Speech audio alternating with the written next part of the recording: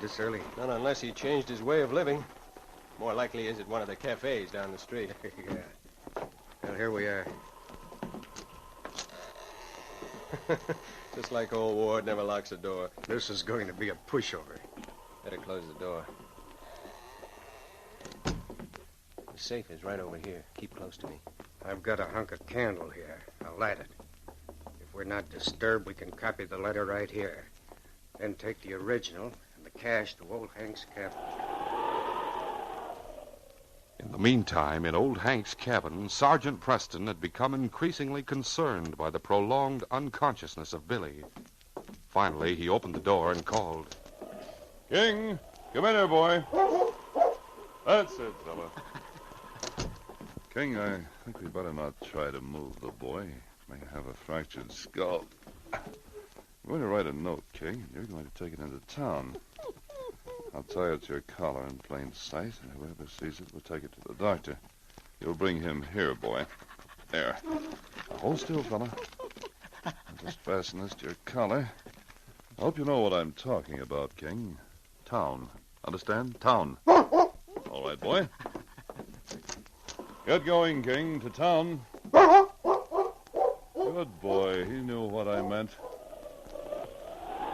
The great dog, Yukon King, racing toward town, passed two men headed in the opposite direction, but he paid no attention to them. He was intent on carrying out his master's orders. The men were Slick and Baxter. They were on their way to old Hank's cabin, and they carried a sum of money from Jeremy Ward's safe. Also, a letter they had carefully copied by candlelight. In the dim light, they could see a parka-covered figure and dogs outside the cabin. It looks like old Hank's gotten himself a team of dogs. Yeah. Likewise a sled. Seems to be staking them out for the night. That takes care of one thing I was worried about. Yeah, what's that? I was afraid Hank might have an alibi. It wouldn't do to try to frame him for something that happened this evening if he was spending the time with Jeremy Ward. We needn't worry about that now. There he goes inside. Should we stay back until he puts out the light? We'll go and jump him now. I don't hanker to waste any time. We'll go and jump him now. Sergeant Preston had been outside attending to the dogs. Before he removed his parka, he crossed the dimly lit room and bent over the bunk to examine the boy. He found Billy's pulse more regular and his breathing more natural. Then Billy's eyelids fluttered and his lips moved slowly. Sergeant Preston bent low, straining to catch any word the boy might utter. He was so intent that he didn't hear the barely perceptible sound of the door opening. When he noticed a draft of wind, he started to turn. Then the door flew wide and two men leaped across the room. Get him, Slick, right? The barrel of Slick's gun came down on Sergeant Preston's head with stunning force. Yeah, that did it. Hey, Baxter, look. That's not old Hank. Huh? Sure enough. I'll get this parka open. We'll see who it is. And look there. There's a kid on the bunk. You sure this is the right cabin? You sure Hank hasn't moved? Great Scott. Huh? Look. Look what's beneath the parka. A redcoat. Baxter, it's a Mountie. And look who it is. Sergeant Preston. This is a fine kettle of fish. Now what'll we do? I'll see if he's alive. I didn't hit him hard enough to kill.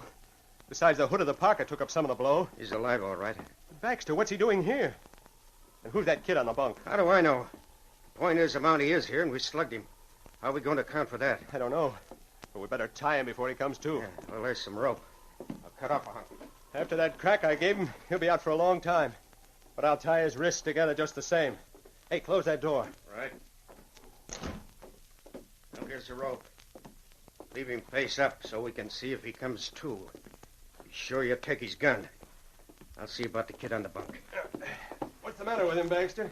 Is he sleeping? Oh, he's awake and looking at us. Get away from me, you crook. Who is this kid? Do you know Slick?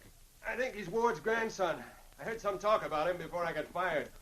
His folks died in the States, and he was to come up and live with Jeremy. Is that right, kid? Yes, that's right. And if you think you can get away with robbing my grandfather and murdering old Hank... What's that? I heard you talking about it. I know what you're going to do. What do you mean you heard us talking about it? How could you overhear? I did hear you. I was right behind the rock. You must be mistaken, kid. Maybe you misunderstood something that was said. I'm not mistaken. You want to steal some diamonds, but you had to find out how they were being shipped. You had to get a letter from Grandpa's safe so you'd know where to steal them. Well, you don't say. You were going to steal some money, and you said you'd plant it in Hank's house, so Hank would get the blame. What are you doing here in Hank's house? Is this Hank's? I said, what are you doing here? I don't know how I got here. I guess that man brought me. Sergeant Preston? Oh, golly. Is that Sergeant Preston? Listen, Baxter, we've got no choice. The kid knows too much. I'm going to Get back there in that bunk. Oh. You're not getting up. This blows all our plans sky high. Did you get that Mounty's hands tied tight? Sure thing. Here's a hunk of rope. You better tie the kid while we decide what we're going to do. That's a good idea. No! You shut up. Sergeant Preston had regained his senses to find that his hands were tied together at the wrists. He had remained limp with his eyes closed, feigning unconsciousness in the hope of learning the reason for the sudden attack. His hopes had been fulfilled when Billy told the outlaws what he knew. Now he struggled at the rope, straining, trying to get his hands free. He raged inwardly at the thought of Billy being roughly handled and tied in his injured condition. His anger added to his strength, but not enough to stretch or break the stout cord. I thought it over, Slick. The Mounty and the kid have got to die. Killing a Mountie is bad business. Preston came here of his own accord. He's the one who lit that candle. The shack is dry enough to burn like tinder. All we've got to do is drop the candle in the box of kindling wood. No, you can't do that. Do you think you can stop us? You'll hang. You'll hang if you do anything like that. We'll take that chance. Put the Mounty on that other bunk so it'll look like he was sleeping when the place caught fire. You take his feet, and I'll take his shoulders. Maybe after the fire's out, there'll be evidence to show that his hands were tied. What'll we do about that? I'll take care of that. As soon as the fire is going, we'll give him an extra rap on the head. Take the rope off his wrist. What about the kid? The same. Come on, get his feet. Yeah. Sergeant Preston remained limp as he was lifted off the floor, but his mind was racing madly. He knew that any break he made would have to come before the next blow on the head sent him back into oblivion. Put him right on his back so he can cut the rope that holds his wrist. Right. Slick was bent over the foot of the bunk as he lowered the Mountie. Then Preston acted with lightning speed. He drew up his knees and shot both feet out. His boot heels cracked against Slick's chin with stunning force. Slick's head snapped back. He staggered and fell. Baxter was wide-eyed with surprise. Before he could go for his gun, Preston rolled off the bunk, landing cat-like on his hands and feet. He leaped from the crouch and charged. The Mountie's head caught Baxter in the pit of his stomach and drove him back against the wall. Then Preston brought up both fists tied together. The uppercut was short but full of force. Take it! That's it, Sergeant Preston. You've got him. I'll kill you for that. You'd have killed me for less if you could. Baxter brought up his gun. The Mountie's hands came down with a chopping stroke to the wrist.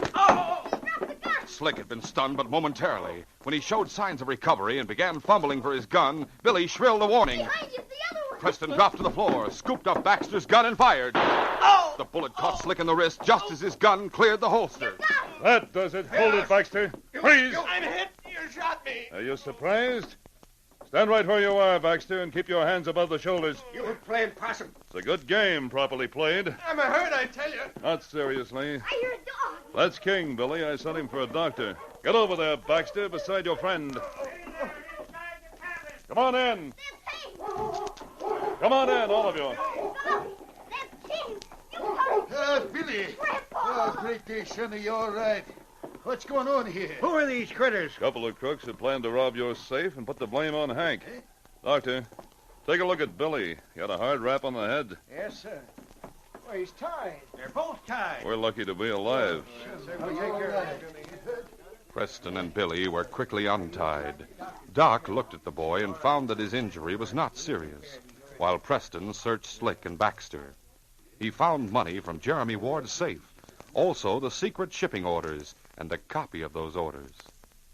Meanwhile, Jeremy told about the runaway dog team and the search for Billy.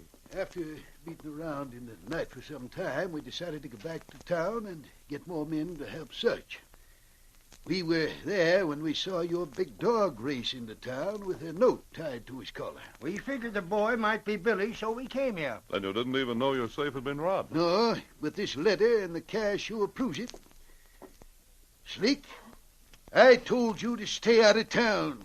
Now, by thunder, you can go to jail. It was all Baxter's idea. Why are you... You'll both go to jail. And about the diamonds, Sergeant Preston. According to this letter, they're supposed to arrive tomorrow. The messenger is going to give them to me and help me plan on getting them to Dawson. That's right, Jeremy. I was on my way to your place when I found Billy. You? Yes, I have the diamonds. They're in a belt under my shirt. What's that? The Mountie had them. You were closer to them than you thought. Of all our rotten luck.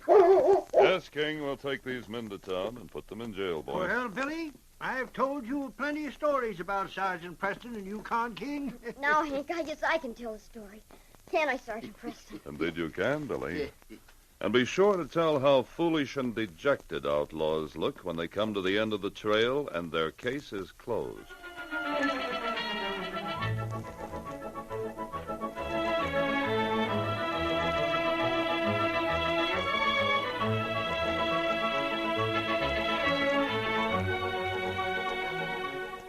In just a moment, Sergeant Preston will give you a preview of Friday's adventure.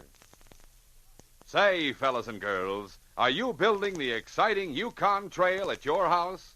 Well, hurry. The Sergeant Preston Yukon Trail cutout models come with 8 different packages of delicious, nourishing Quaker puffed wheat and Quaker puffed rice. You'll want the complete set, so you'll have all 59 of these larger, easier-to-build models.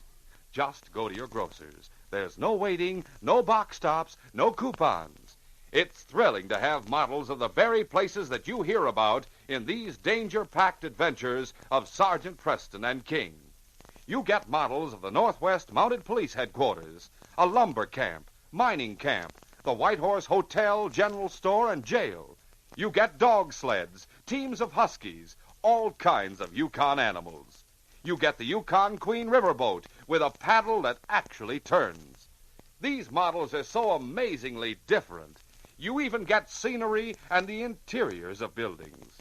So build your complete Yukon Trail from Whitehorse to Dawson City right away. Get them at your grocer's now. They come only with the big red and blue packages of delicious, nourishing Quaker puffed wheat and Quaker puffed rice.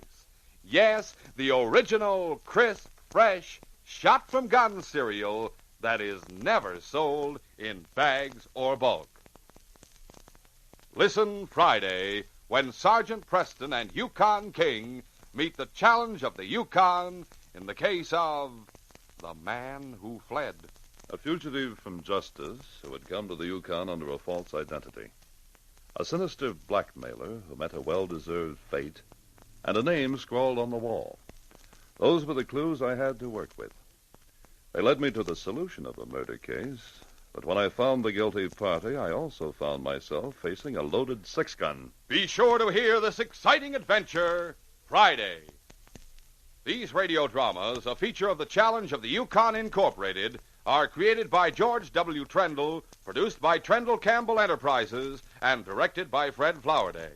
Today's adventure was written by Fran Stryker. The part of Sergeant Preston is played by Paul Sutton. They are brought to you every Monday, Wednesday, and Friday at the same time by Quaker Puffed Wheat and Quaker Puffed Rice, the breakfast cereal shot from guns.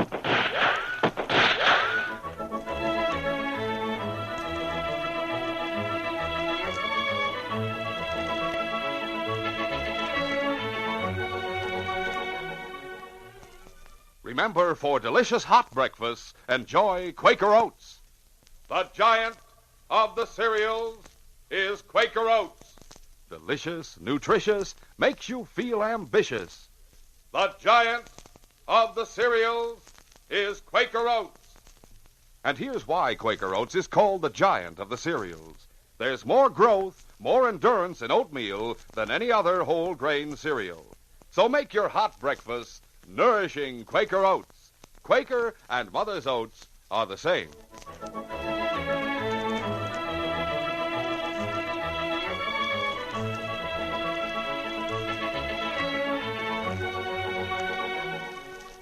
This is J. Michael wishing you goodbye, good luck, and good health from Quaker Puffed Wheat and Quaker Puffed Rice. So long. This is ABC, the American Broadcasting Company.